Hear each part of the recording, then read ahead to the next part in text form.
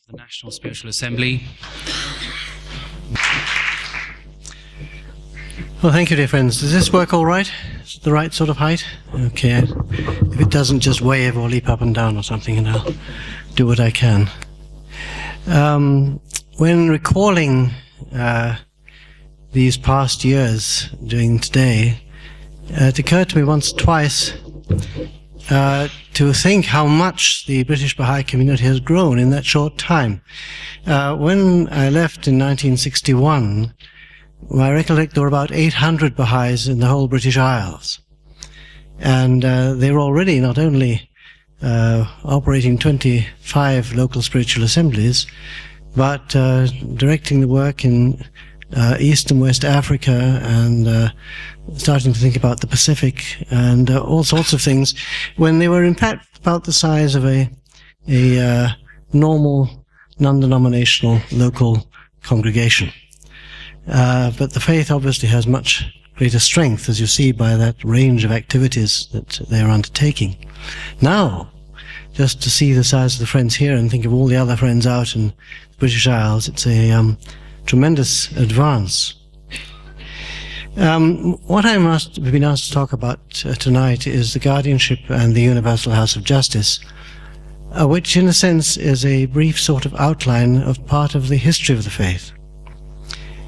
I think history is vital for us to know and understand, but also to see ourselves as part of it.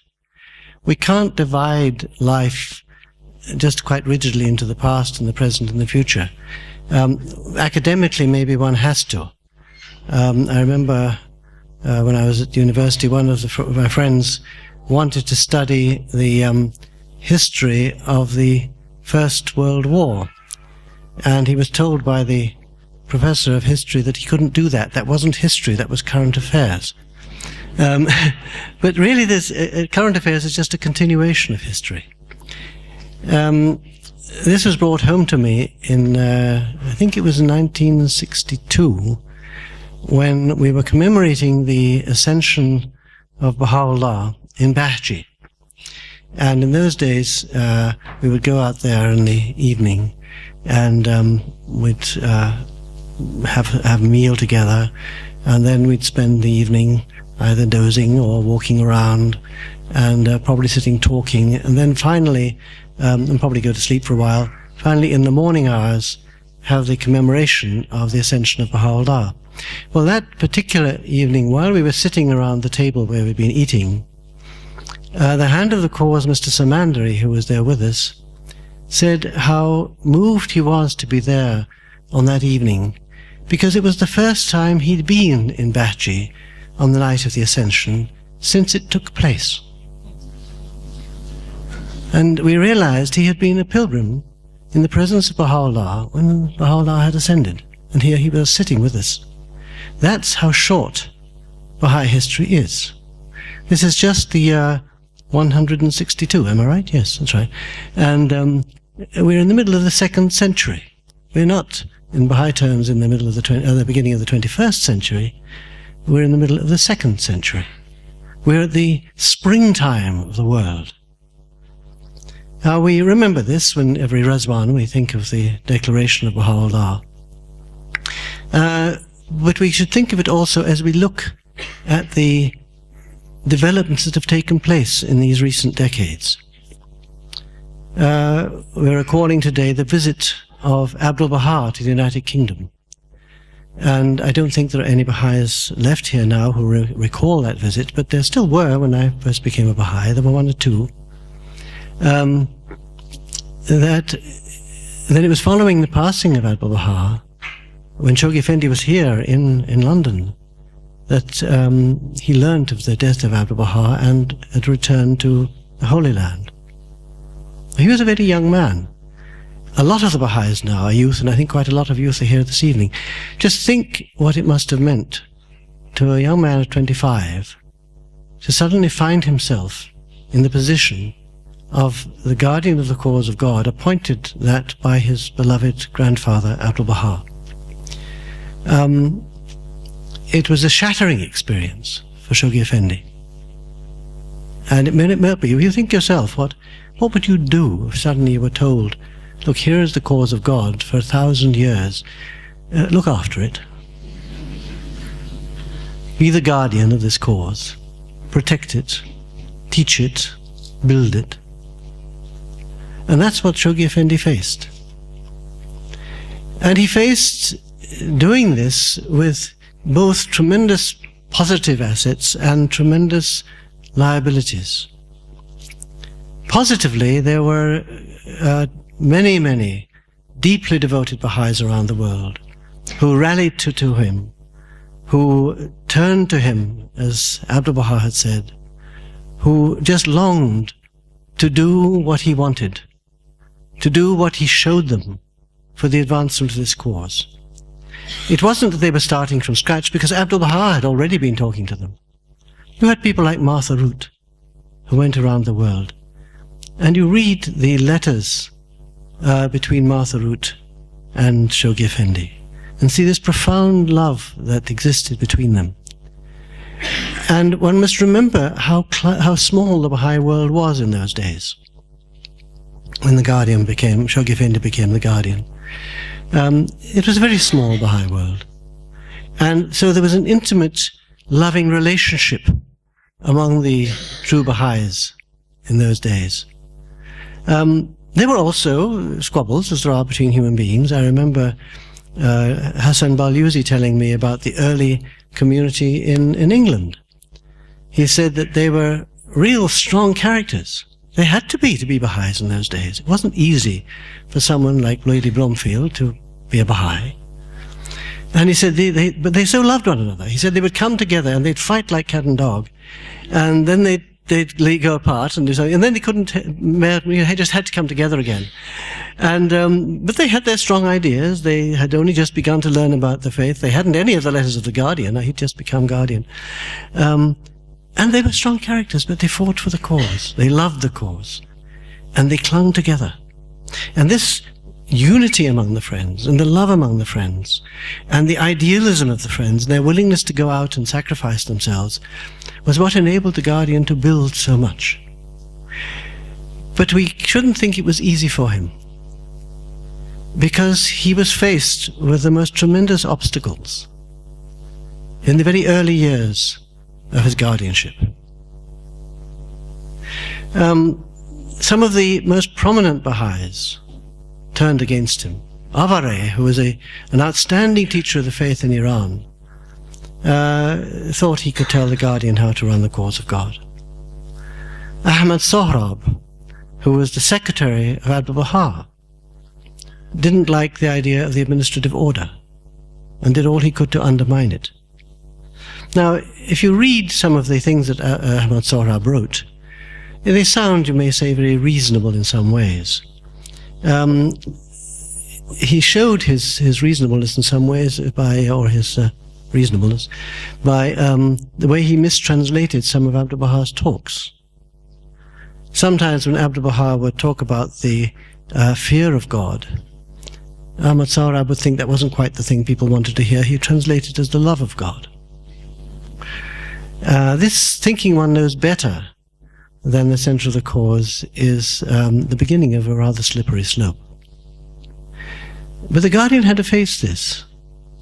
And right at the heart of the problems he had with his family was one Baha'i called Nayar Afnan, who had been accepted back into the faith after having broken the covenant. But he was there in the family. He was a descendant of Baha'u'llah. And there was a story I was told, I think it was by Hassan Sabri, about an early pilgrim, shortly after Shoghi Effendi became the Guardian, who was on pilgrimage, and he went to Bahji. And in Bahji he was met by Nayar Afnan, who lived in a little house, which is now between the shrine and the pilgrim house there. And Nayar said that, of course, Shoghi Effendi had been appointed in the will and testament of Abdul Baha, and they naturally had to obey Abdul Baha's will and testament, but Shoghi Effendi was really a very difficult person to work for. He was very impatient, and it was hard working for him, but of course they had to obey the will. This horrified Mr. Sabri, that someone would say this about the Guardian.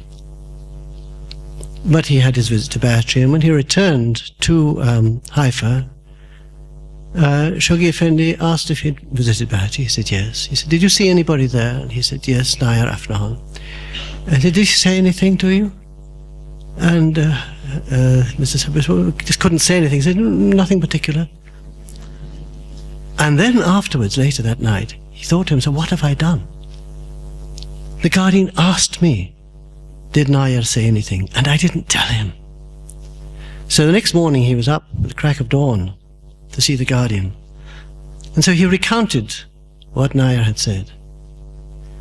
And the Guardian said to him, "We must be grateful that he accepts the will and testament.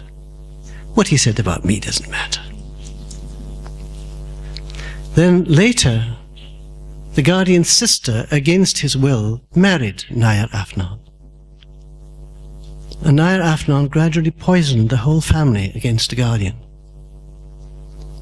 And Ruhiya Khanum recalled how when she was, shortly after she was married, the Guardian would sit with the members of his family and saying, this Nayar, this Nayar, this Nayar, he will destroy you all, send him away. And they wouldn't. And that is what happened.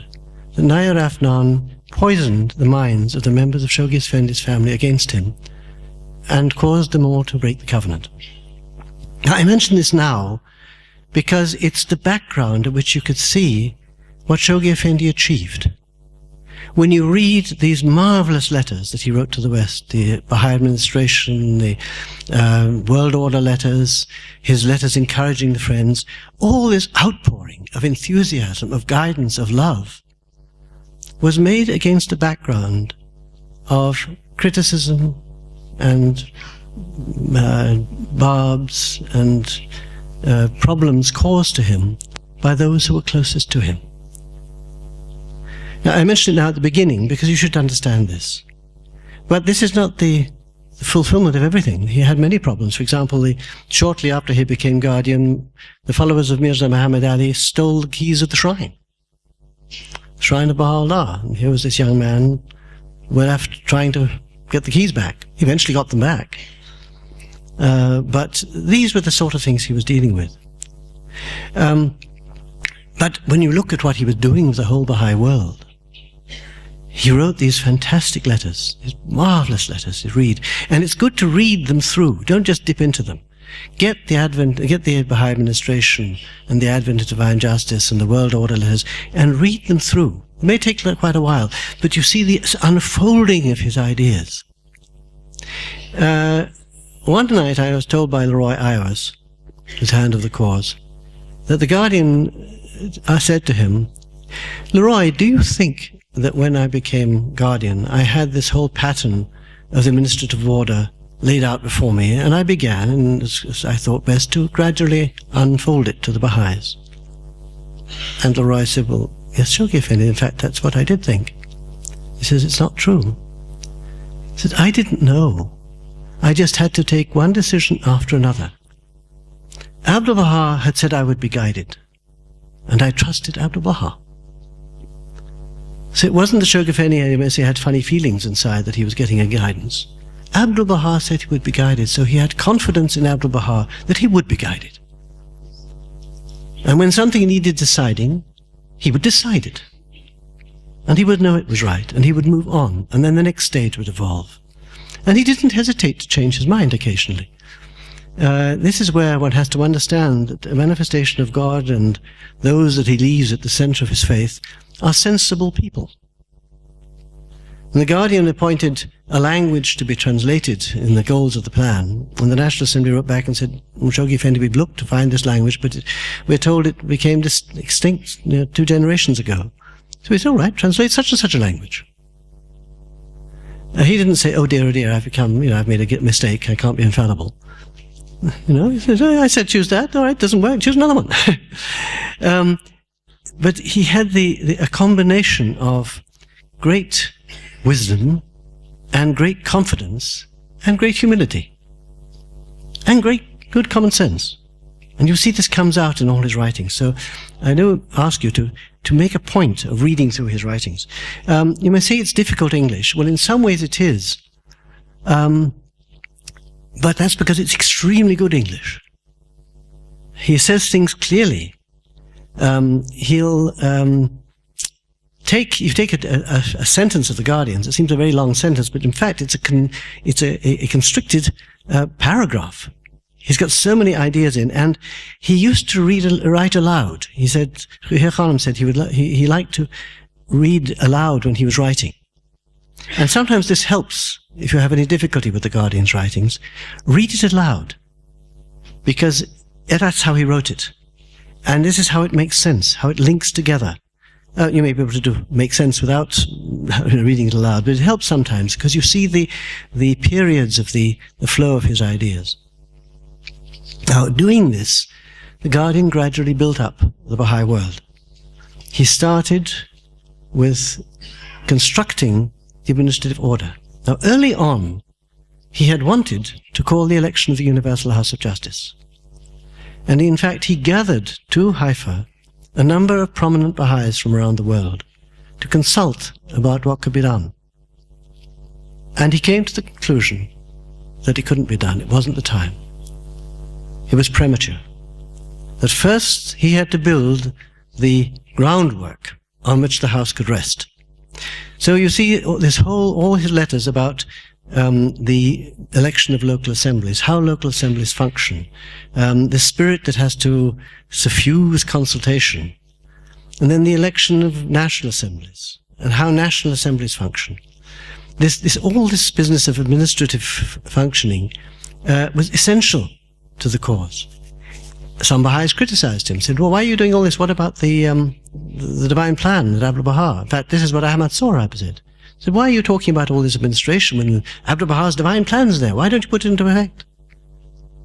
And the Guardian explained that he had to have instruments. Martha Root was the greatest teacher we've known, but very little remained of what she did because there was nothing to follow up. There was no structure. There were no local communities, no local spiritual assemblies, let alone national assemblies and committees and so on. So this is how the Guardian approached things, with the guidance of God. As I say, he told Leroy he didn't plan it from the beginning, but he just saw what he had to do at first, and he did it. And so for these number of years, he raised up the structure of the administration, and then began to implement the divine plan of Abdul Baha. He started this series of great teaching plans. First of all, the first 7-year plan, when in America they had to establish assemblies in every state and every province of Canada and open Latin America. Then the second 7-year plan and the European teaching campaign. And in Britain, while in the second 7-year plan was going on, of course, he got various other countries joining in. And in Britain we had our 6-year plan. And that's when I had the good fortune to become a Baha'i, towards the end of the 6-year plan in 1950. And then the community was just humming. The pioneers had gone out all over the United Kingdom, established these assemblies, and they were very delicate things. I mean, you had to keep on re-pioneering to save the assemblies. And the National Assembly would send out almost weekly bulletins as the end of the plan approached that, 2 more gaps in this place, 3 gaps here. And the Friends would get up and pioneer, and eventually the 6-year plan was won. Just. With a tremendous effort. But it was a basis. All the time the Guardian would raise us up to establish a foundation on which we could move forward. And the British Baha'is had no sooner as it were taken a deep breath with accepting the idea of the completion of the 6-year plan, the Guardian opened the idea of the Africa campaign to their minds. That, I mean, it's one thing to pioneer from, London to Belfast or Dublin or something like this, but to pioneer to Africa? And many of the pioneers, if you talk to pioneers of the 10-year crusade, you'll hear a number of them hadn't the faintest idea where they were going. Iran Mahajer tells me that when she and Dr. Mahajer were to pioneer to Indonesia, she hadn't the funniest idea where Indonesia was, let alone what it was like. And they went there. And these pioneers just arose and went out and scattered the faith all over the world. The Guardian used to talk often of the need for the diffusion of the faith first, and then the suffusion of the faith. So it spread it all over the world. And then in all these countries to deepen the depth of the spirit of the faith in those countries. And this is what has been going on. Having got these plans going, he was using his administration to send the faith out into the world. He continued the building of the administrative order. And one great astonishment to the Baha'i world was in 1951 when he appointed the first International Baha'i Council. Because in those days, remember, we just learned about local assemblies and national assemblies. And suddenly here was an international institution that he said was the embryo of the Universal House of Justice. Now, one thought of the House of Justice as being something way, way in the future. But then now this was, as it were, the foretaste, a sort of aperitif to the Baha'is. And we saw something beginning to function. Now, in the Holy Land, of course, this was also the Guardian getting some reliable helpers. For a long time, his helpers were his brothers and cousins, and they were the ones that turned against him. Until, of course, he had Ruhiya Khanum. And she became his secretary. And there's this wonderful cable he wrote about her, that she was his shield against the covenant breakers, and his helpmeet in all his labors. And you can see that.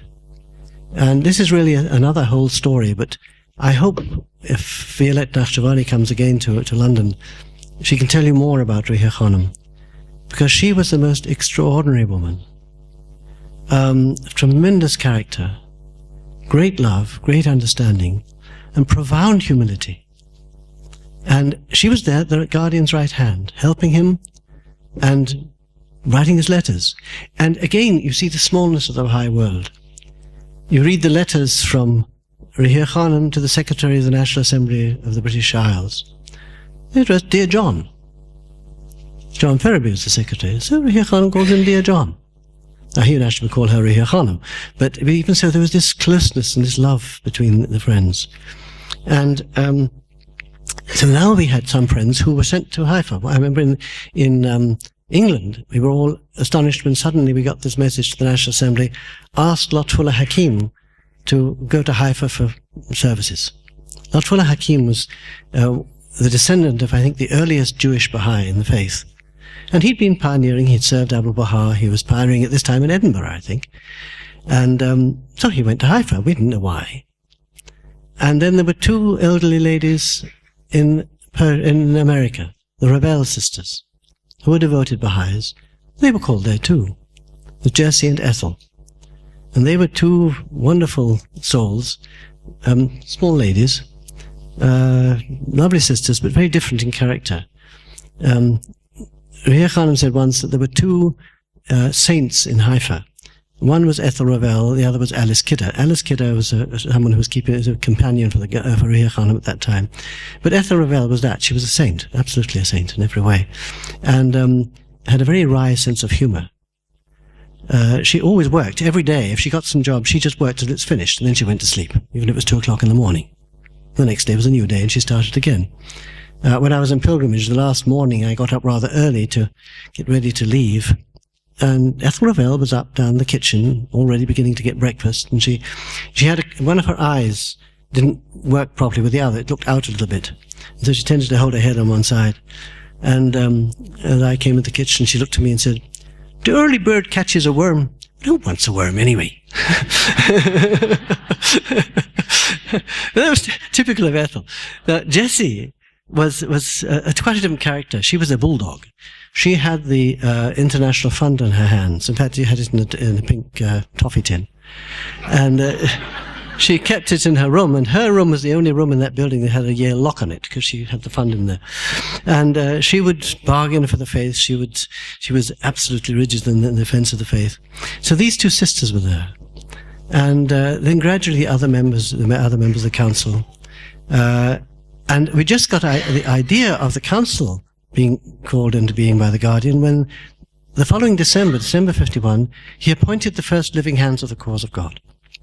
Up till then, the only hands we'd ever thought of or heard of were ones from the time of Baha'u'llah and Abdu'l Baha, or ones who'd been appointed posthumously. And clearly they were the most outstanding people, but the idea of actually having a hand of the cause of God in this world whom you could meet and talk to just never occurred to us. This was again something for the future. Suddenly, here were the hands of the cause appointed by the Guardian. This was such a thrill to the Baha'i world. And I remember one of the few I had met at that time was Hermann Grossman.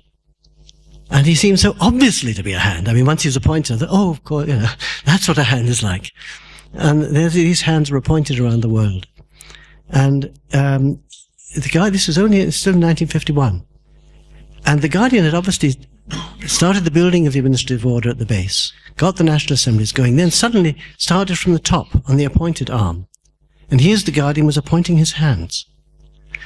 And they had only been functioning, he appointed various other groups of hands afterwards. They'd only been functioning a short time. And he called upon them to appoint auxiliary board members. Now, no one had ever heard of auxiliary board members before then, but these helpers to the hands that they had to appoint. And some of the hands were asking him, whom should they appoint? He said, that's your job. I'm appointing you. You appoint your auxiliary board members. So this whole concept, which was quite new and very difficult for some Baha'is, because we'd got out of the way of thinking of certain Baha'is as being, kingpins. We got used to the institutions as being the authoritative bodies. And then suddenly to have individuals who had rank and status and advisory authority over assemblies rather jangled the brains of some friends. They found it rather difficult to accept. Because we hadn't got used to this idea. This administrative order has this side of appointed persons, the hands of the cause and their auxiliary board members, doing certain functions which are different from the sort of functions we're used to in other religions. They're not a clergy. Very different. And yet they are, the Guardian in the dispensation describes these different elements of the Baha'i administration. And that again is a thing to read through very carefully. For example, he has the principle of democracy, which is evident there in the methods of election. There's the principle of monarchy, which in a sense is the Guardian and his appointees. And then there's the function, quality of aristocracy. Now, some friends thought, the aristocrats, their hands, but that's not it. The principle of aristocracy appears in the responsibility of spiritual assemblies and their members to decide what they believe is right, not what they think the people will want. Assemblies are responsible to consult the Baha'is, to find out what the Baha'is think, to find out what they need. But their authority is to God, to decide what by conscience they believe is right. Now this is what aristocracy means. It's the principle of our election of bodies. An aristocrat is the rule of the best. Aristocracy means the best. So the principle of Baha'i election is for the believers to elect the best. Now they're not going to be marvelous. We're all human beings. But that's the aristocratic principle, that we shouldn't appoint people that we think have to do what we believe. The sovereign is not the people. The sovereign is God. This is the kingdom of God on earth, not the republic of God on earth. And when we elect our spiritual assemblies, we are electing those whom we feel are best, whom we will obey, whom we can consult, whom we can advise, but whom we will obey. This is the aristocratic principle in the faith. And it's interesting how the hands did this when they came to deal with the House of Justice, but I'll come on to that later. Now, the Guardian had been building all this, and so we had this vision of the plan, the 10-year crusade going ahead, when he suddenly passed away. And this was a most tremendous blow to the Baha'i world. He was young. About 61, I think, was he, when he died? And we loved the Guardian so intensely. And as I say, it was a small world. And there were many Baha'is who'd met the Guardian, as I had the bounty of doing. And he was such a considerate person, so full of enthusiasm, and he had majesty. I mean, you would never sort of, underestimate the stature of the Guardian, but he was so loving. I was a British pilgrim, and he welcomed me, and then the first thing he started talking about was the weather. He knew the British people talked about the weather. But he, in the way that he welcomed the pilgrims, he actually, I learned later from Rahir Khanum, had solved the problem. And I'm going to mention this because it's an example of how the Guardian, with his humility, solved problems. The problem was this, that the pilgrims used to be gathered, and the Guardian would come in to meet them. Now, as you know, in Western society, ladies do not stand up when men come into the room. So, some of the Western ladies, when the Guardian came in, would continue sitting down and sort of hold up their hand to be shaken and say, "How do you do, Shoghi Effendi?" And he couldn't permit this. To start with, it was too terrible a test for the Oriental Baha'is. And for anybody else who saw it, it was not he couldn't allow that to happen. But he didn't issue an instruction that when the Guardian comes in, will everybody please stand up, including the ladies?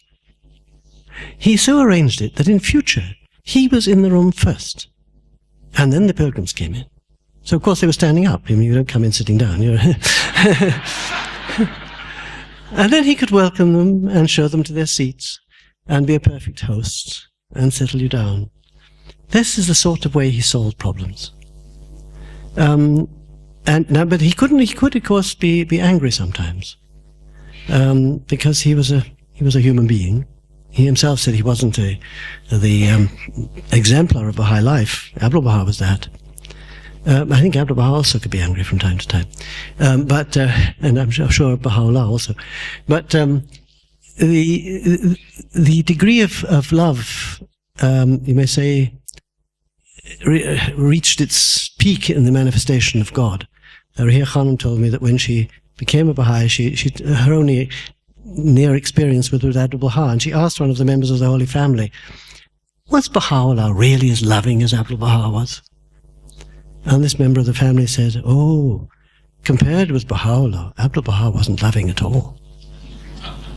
So we get a little glimpse of the degree of the qualities of the manifestation of God. At any rate, when the Guardian was angry, Rahir Khanum says you could feel the whole house shake. He was angry. But he usually wasn't angry with pilgrims. He was so loving, so understanding, so interested in the pilgrims. He could see the genuineness of the character. One of the things I was frightened about when I went on pilgrimage was I had a sneaking feeling that the Guardian could see right through me. He would know what I was like. And that is a very uncomfortable feeling in relation to anybody. I mean, if it's the Guardian of the cause of God, it's extremely uncomfortable. The resolution of that was to learn that that's exactly what he did. He knew you. But the consolation was that the flaws he just ignored. That's not what he was interested in. All right, you had flaws, he knew those. What he wanted was any possibilities that he could do something with. Any possibilities for capacity, which he would encourage. And that's so with many pilgrims had this similar experience. So he had this positive effect on the friends and aroused their great love and affection. So the friends loved the Guardian very, very dearly. When he passed away, it wasn't just the loss of the Guardian, it was the loss of Shoghi Effendi. So we had this funeral in London, and Rahir Khanum was here, and she comforted the friends, and she rallied the hands and took them back to Haifa. And then we had this wonderful message that the hands sent out. And they took forward the whole 10-year crusade to a victorious conclusion. The Guardian had been very worried by the midpoint of the crusade, that things were dying down. They'd had the outflow of pioneers. And he spoke to two lots of pilgrims in different ways. He said this to several groups of pilgrims. But to one group of pilgrims, he said, "I called upon them to pioneer and they wouldn't go. I called upon them to disperse and they wouldn't go." What's the next thing he said? Oh yes, sorry. Yes, so personally wouldn't go. He said, "They will leave as refugees." So those were three things. Then the other people, he said, "I called upon them to pioneer and they wouldn't go. I called upon them to disperse and they wouldn't go. I will not call upon them again."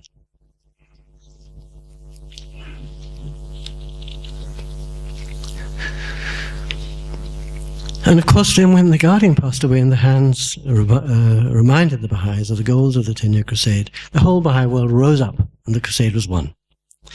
Then with the winning of the crusade, you had the wonderful Congress here. And then the House of Justice had been elected.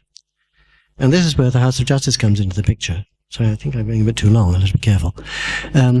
But the House of Justice was faced with this situation once it was elected. What happens to the guardianship? There had been some disagreement among the friends.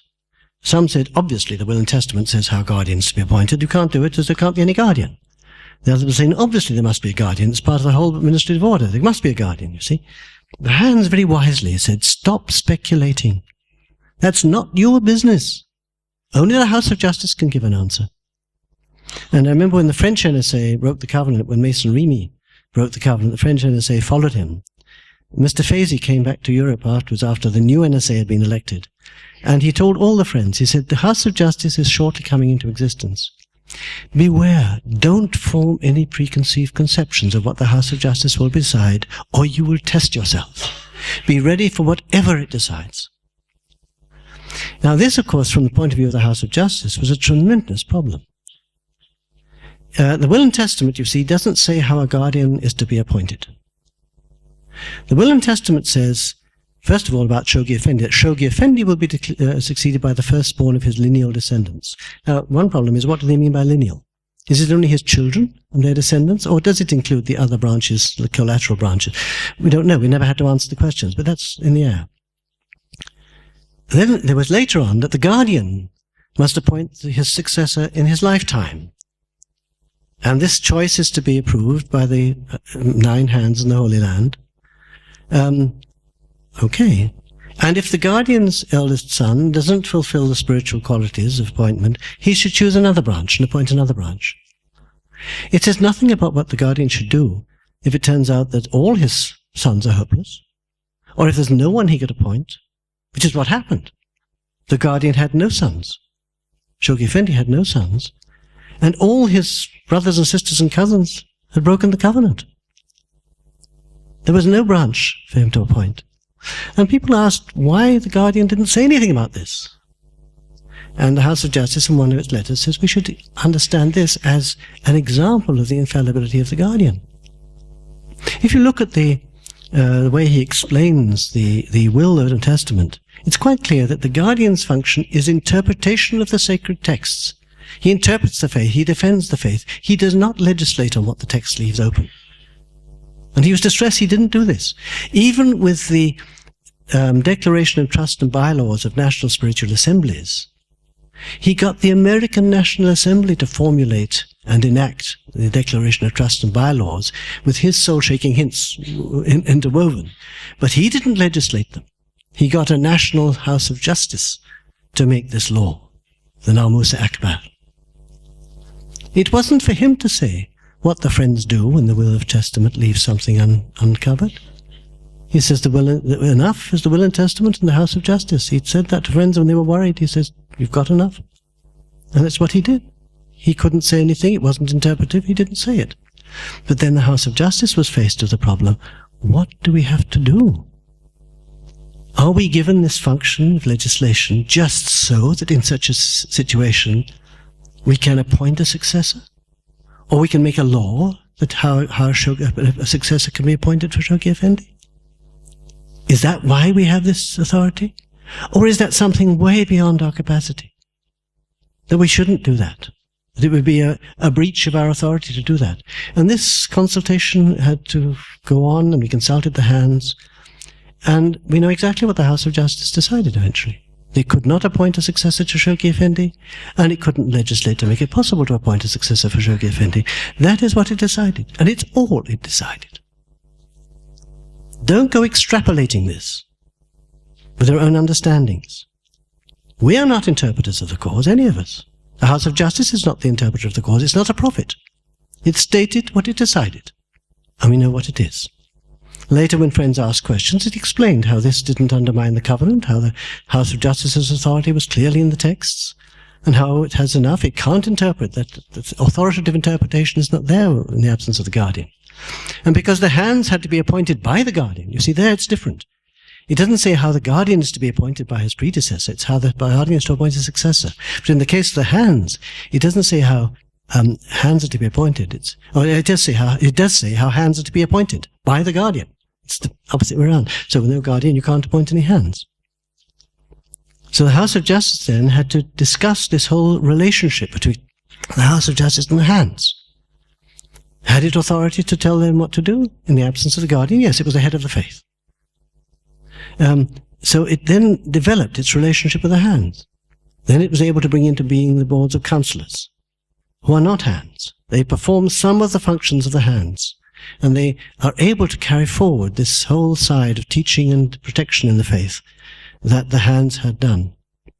And so in all this work of filling in these gaps in the system, of reconstructing the system, the House of Justice was continually referring back to the texts of the Guardian and consulting the hands. It used to meet regularly every week with the hands of the cause in the Holy Land.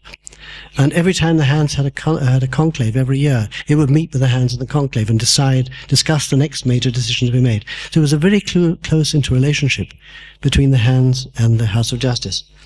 And that again has been a very sad experience over these past years, has been the passing of the hands. Two very serious events, or series of events, have, as it were, round the hearts of the members of the House of Justice. One is the persecutions in Iran, where we had to follow the advice of the friends in Iran and take their advice and follow the guidance of God as to what should be done in this situation, hoping, every hope and praying, that no action will precipitate worse situations. They would gradually take things forward. So far, the guidance seems to have been working, but the friends are still suffering very much in Iran. And this has been a burden on the House for many years. The other was the gradual loss of the hands of the cause. This whole institution which had been there, slowly individual hands passed away, some suddenly, some through old age, one through being murdered, Kalinga. And from the House of Justice members' point of view, of course, these were not just, you might say, high officers of the faith that we were losing. They were intimate friends that we wouldn't see anymore. And then, of course, the last of the passings was Baden Khanum, who had been a tower of strength to the House of Justice all those years. She had served the Guardian with such incredible fidelity, and she just transferred that to the House of Justice. And just as she asked the Guardian questions, and she used to often tell about she's raising issues with the Guardian. In fact, I remember once at the table, one of the pilgrims said, Shoghi Effendi, when you said so-and-so, did you mean such and such? And Ruhi Khanum obviously thought the pilgrim was not saying quite sensible, and she intervened and said, oh no. And the Guardian turned to her and said, oh yes. And so this is in front of the pilgrims. The Guardian would discuss all sorts of things in front of the pilgrims. And there was this lovely relationship. He would, as it were, pull the leg of Ruhi Khanum occasionally. I won't go into details, but for example, she used to take little vitamin pills. He would comment about Americans being very fond of pills. But there's this tremendous, the freedom of expression and the absolute devotion which the Ruhi Khanum gave to the Guardian, she transferred to the House of Justice. Again and again, if she thought something was going wrong at the World Centre or something developing, she'd come and meet with the House of Justice and say what she thought and what she recommended be done. And then whatever the House of Justice decided, that was it. We went on with that. So that the loss of Ahmad al-Bahar was a tremendous blow to the House of Justice. But thank God we still have Dr Vafa, one of the hands, who is in fact the occupant of the oldest institution in the whole Baha'i world order, the trustee of Hubble. And this is a vital institution, a very great institution, and Dr Vafa is still with. But these years have seen this interrelationship between the Guardian and the House of Justice, and in the teaching work, of course, the House of Justice has carried forward what the Guardian did. And over these years, as it mentioned in a recent letter, the whole Baha'i world has been experimenting. And at last, we've been able to make a sort of condensation of the lessons of what to do right. And this is really what this present push of the faith is, this whole question of training institutes, of the base, the core thing, what are they called? activities, yes, sorry, I'm losing my memory, is a systematic approach to the teaching work, which the House of Justice has deduced from the successes of the Friends in their experimentation with the work. That is why now I think things are beginning to go forward so fast, that this is the House of Justice interaction. You must say it's spiritual conversation with the Baha'i world of how things are done. And as the Baha'i world responds, then we can see the faith going faster and faster forward. And this is the same pattern as the Guardian followed. And what the future will hold, we don't know. But we can be quite certain the covenant is strong, the covenant is there. And as we had a Guardian for 36 years without a House of Justice with him. Well, now we have the House of Justice maybe for another 800,000 years without the Guardian. I don't know how long. It's not our business. That's God's business. But at the present, we have the House of Justice, and that is quite enough to enable the Baha'is to build the world order of Baha'u'llah.